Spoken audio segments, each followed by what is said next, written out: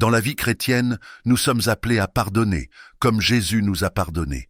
Mais le pardon n'est pas synonyme de tolérance envers le péché ou de remise en question des limites que Dieu nous invite à établir pour protéger notre paix et notre cœur. Aujourd'hui, nous allons réfléchir à l'importance de discerner entre pardon et réconciliation en nous appuyant sur les enseignements bibliques. Imagine que tu prêtes une précieuse tasse en porcelaine à un ami. Un jour, il trébuche par accident et la casse. Désolé, il se confond en excuses sincères et te promet de la remplacer. Maintenant, imagine ce même ami prenant la tasse et la jetant volontairement au sol sous tes yeux. Ressens-tu la même réaction intérieure dans ces deux scénarios? Probablement pas. Cette différence entre une erreur accidentelle et un acte intentionnel est cruciale dans notre manière de répondre aux blessures. Les erreurs font partie de la nature humaine. Une parole mal placée dans un moment de stress, un oubli involontaire, une action irréfléchie. Ces moments sont souvent accompagnés d'un profond regret, un désir de corriger et d'apprendre. Dans les Écritures, nous voyons de nombreux exemples de ce type d'erreur. Pense à Pierre, qui a renié Jésus 3 fois avant de pleurer amèrement de sa faiblesse. Pourtant, Jésus a vu son cœur repentant et lui a offert non seulement le pardon, mais une mission renouvelée. L'intention, en revanche, est d'une toute autre nature. Un acte intentionnel naît d'une décision froide et préméditée. Ces actions visent à blesser, à trahir ou à manipuler. Elles ne sont pas le fruit d'une impulsion passagère, mais d'un choix délibéré. La Bible nous met en garde contre ce genre de comportement. Dans Proverbes 6, 16, 19, il est écrit que Dieu déteste certaines choses, y compris un cœur qui médite des projets iniques. Ces actes intentionnels ne sont pas seulement des blessures physiques ou émotionnelles. Ils cherchent à miner la confiance, à briser des liens et à semer la division. Reconnaître cette distinction est essentiel pour protéger ton bien-être. Lorsque nous confondons erreur et intention, nous risquons de banaliser les actes destructeurs. Cela peut entraîner une spirale où nous offrons des secondes chances à des personnes qui n'ont jamais cherché à changer, compromettant notre paix intérieure et nos valeurs. Il ne s'agit pas de juger sans pitié, mais d'être vigilant. Comme il est dit dans Matthieu 10, 16, « Soyez donc prudents comme les serpents et simples comme les colombes. » La prudence consiste à discerner les intentions réelles derrière les actions. Pose-toi cette question. Cet acte que tu as subi, était-il une erreur ou une intention? Regarde les fruits de cette action. Y avait-il un véritable regret, une démarche pour réparer? Ou as-tu observé de l'indifférence, voire une tentative de minimiser le mal causé? Dieu nous appelle à pardonner, mais il ne nous demande pas de nous exposer continuellement à des comportements toxiques. Dans Éphésiens 5.11, nous sommes exhortés à ne pas participer aux œuvres stériles des ténèbres, mais plutôt à les dénoncer. Prends un moment pour réfléchir aux relations dans ta vie. Y a-t-il des blessures que tu continues de rationaliser comme des erreurs alors qu'elles étaient intentionnelles? Mets cela devant Dieu dans la prière. Demande-lui la sagesse pour discerner, le courage pour établir des limites et la grâce pour pardonner sans compromis. Il y a des blessures qui vont bien au-delà de la douleur physique ou des émotions passagères. Les blessures intentionnelles, celles causées par une trahison préméditée, touchent directement ce que nous avons de plus précieux, notre cœur. La Bible, dans Proverbes 4.23, nous exhorte « Garde ton cœur plus que toute autre chose, car de lui viennent les sources de la vie. » Pourquoi cette mise en garde? Parce que le cœur n'est pas seulement un organe spirituel, il est le siège de notre connexion avec Dieu. En tant que chrétiens, nous savons que l'Esprit Saint réside en nous, sanctifiant notre cœur comme un temple vivant. Lorsqu'une trahison intentionnelle survient, elle agit comme un poison qui s'infiltre dans ce sanctuaire. Elle sape la paix, détruit la confiance et obscurcit notre joie. Imagine une source d'eau pure et vivifiante. Maintenant, imagine qu'une main y verse délibérément du poison. Le flot qui était autrefois pur devient trouble, inutilisable et dangereux. C'est exactement ce que fait une trahison intentionnelle à notre cœur. Ces blessures ne s'arrêtent pas à l'acte lui-même. Elles s'étendent comme des ondes sur un lac, touchant chaque aspect de notre vie. La confiance. Une trahison intentionnelle fait vaciller notre capacité à faire confiance, non seulement à l'agresseur, mais parfois à ceux qui n'ont jamais mal agi. L'image de soi. Nous commençons à nous demander « Suis-je assez?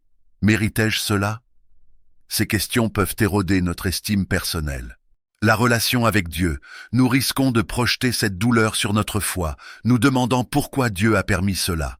Permettre à quelqu'un de continuer à nous blesser intentionnellement revient à ignorer l'avertissement de Proverbe 4:23. Cela crée une brèche dans nos défenses spirituelles. En laissant ces blessures s'incruster, nous offrons involontairement une opportunité à l'ennemi pour semer des mensonges.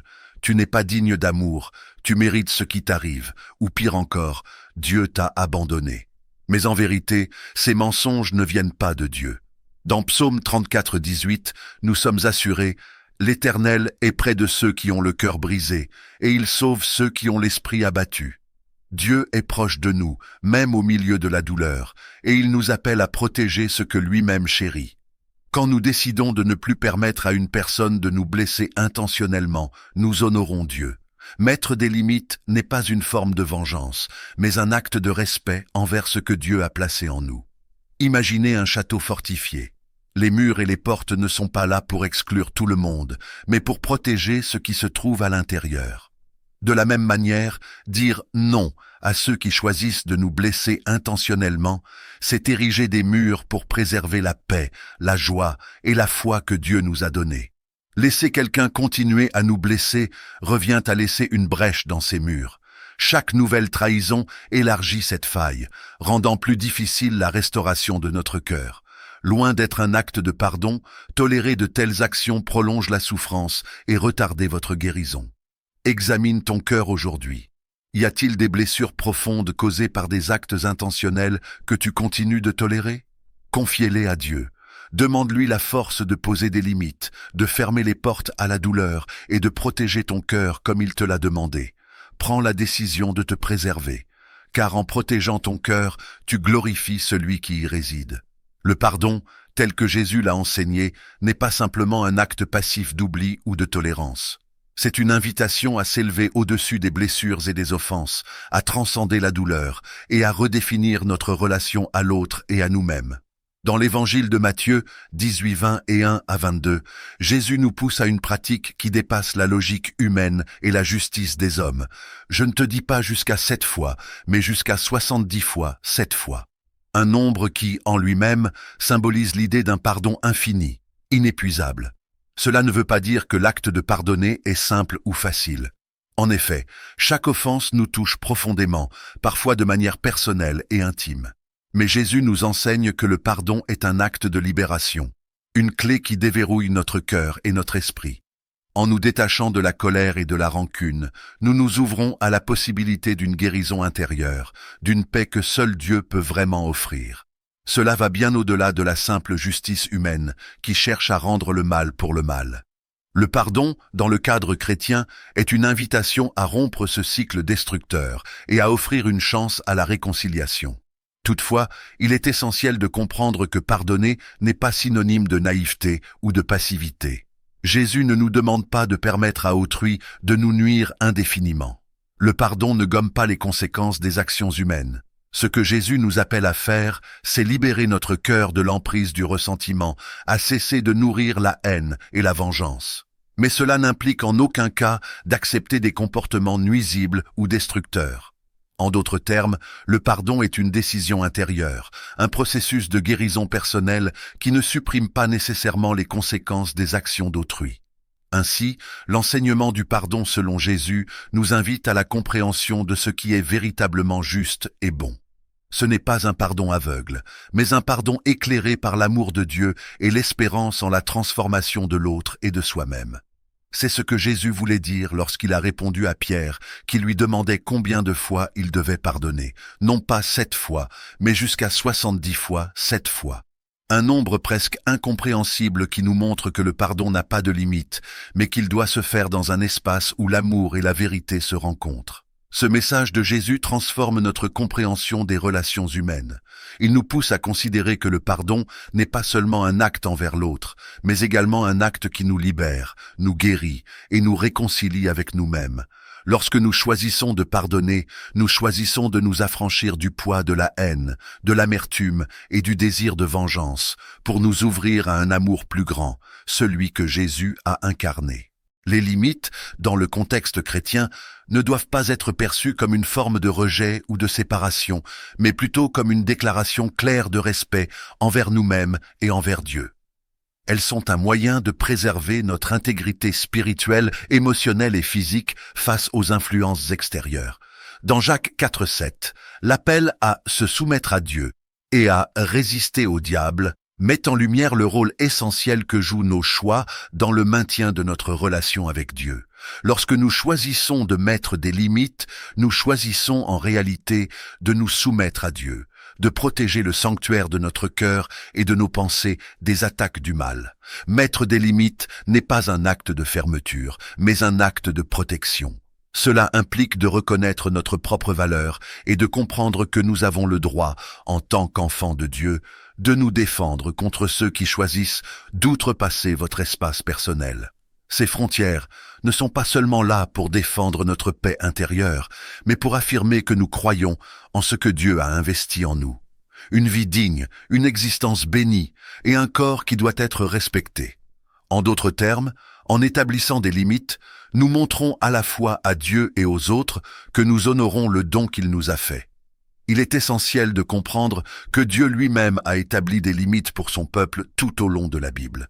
Il a fixé des commandements, des lois et des principes pour guider ses enfants, non pas pour les opprimer, mais pour les protéger et les élever. De même, établir des limites dans nos vies est une manière d'obéir à Dieu, de suivre son exemple.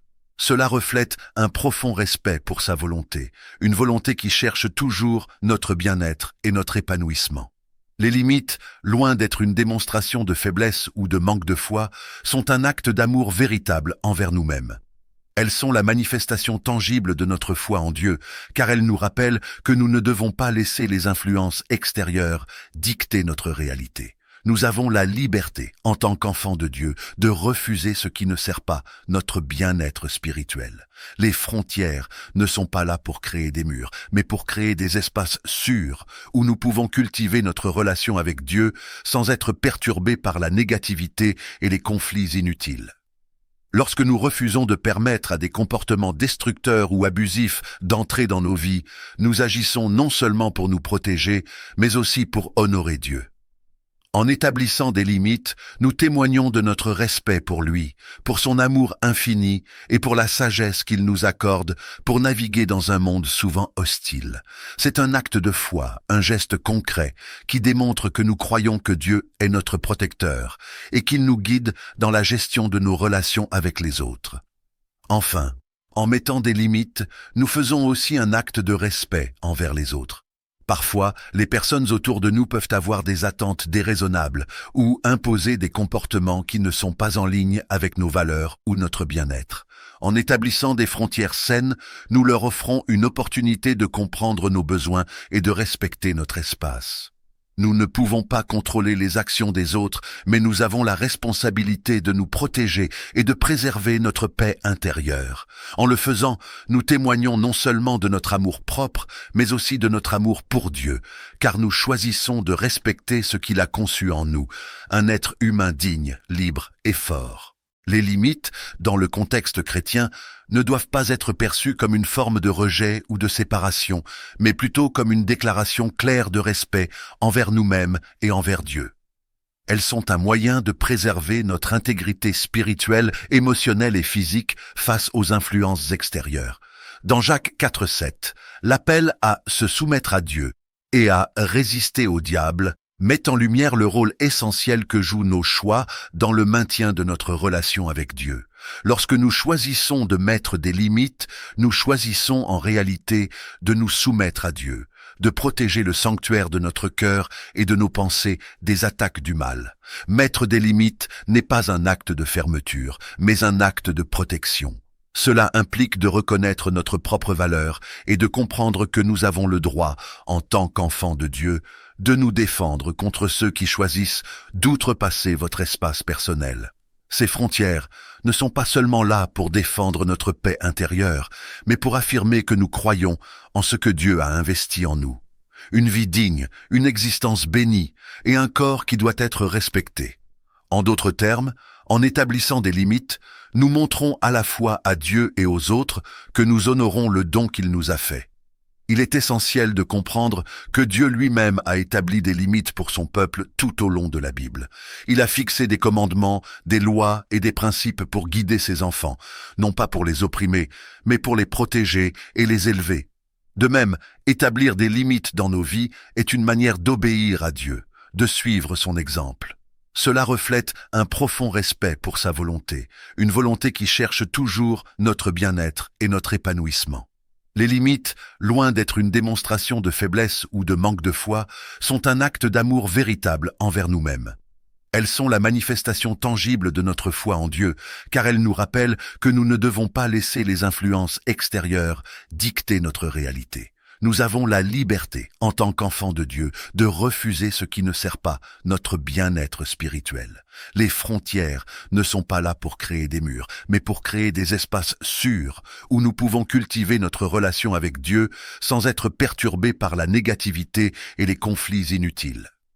Lorsque nous refusons de permettre à des comportements destructeurs ou abusifs d'entrer dans nos vies, nous agissons non seulement pour nous protéger, mais aussi pour honorer Dieu. En établissant des limites, nous témoignons de notre respect pour lui, pour son amour infini et pour la sagesse qu'il nous accorde pour naviguer dans un monde souvent hostile. C'est un acte de foi, un geste concret qui démontre que nous croyons que Dieu est notre protecteur et qu'il nous guide dans la gestion de nos relations avec les autres. Enfin, en mettant des limites, nous faisons aussi un acte de respect envers les autres. Parfois, les personnes autour de nous peuvent avoir des attentes déraisonnables ou imposer des comportements qui ne sont pas en ligne avec nos valeurs ou notre bien-être. En établissant des frontières saines, nous leur offrons une opportunité de comprendre nos besoins et de respecter notre espace.